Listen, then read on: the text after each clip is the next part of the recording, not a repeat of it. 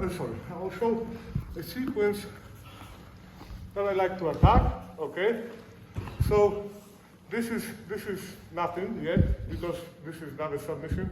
I cannot choke him with my both arms under the armpit. I need one arm over the shoulder.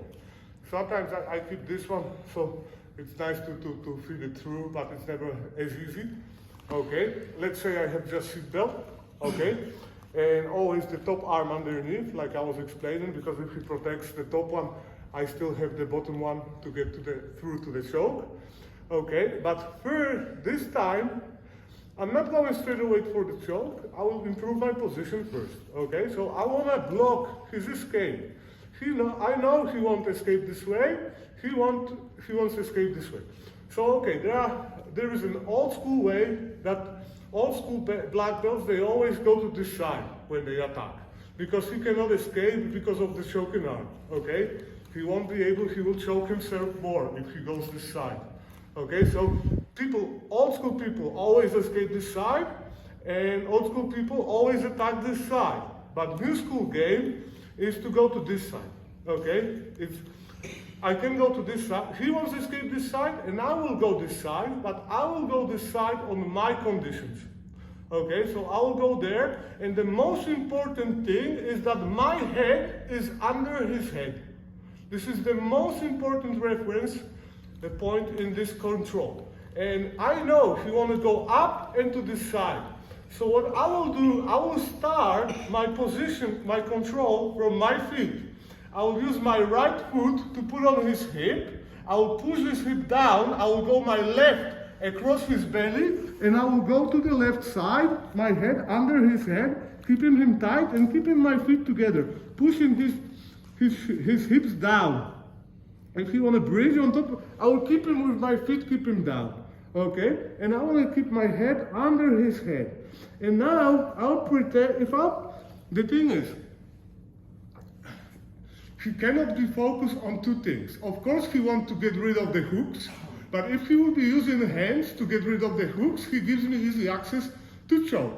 Okay? So my goal is to constantly attack the choke that he is not thinking about escaping. He's thinking about defending. Okay? If he's thinking about defending, he's not thinking about escaping. Okay? So I have to make sure I constantly try to choke him, constantly attack the choke, that he is constantly thinking about the neck protection, not get rid of the hook. Okay? And the get rid of the hook will be even harder because my bottom hook goes all the way across to the other hip.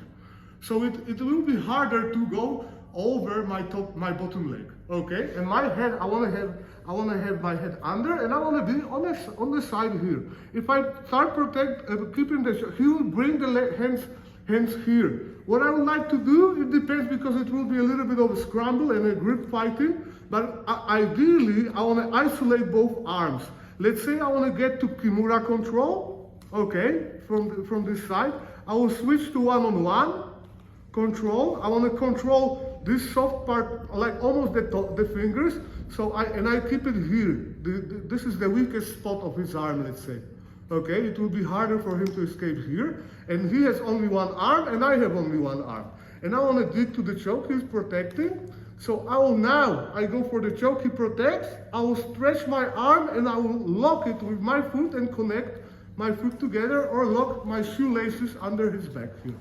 So I want to trap both of his arms. Now I have one arm, and he doesn't have anything. Okay, if he keeps the chin down, I will use my one hand choke. I want to slide my finger, even if he keeps tight, I want to slide my thumb under, my wrist under. Now I will lift my wrist up and slide it all the way. That I want to catch the back of his shoulder, and I want to squeeze. Just one hand choke. If he defends by bridging, he bridges on top of it, I will switch to rear naked choke. Okay? Again.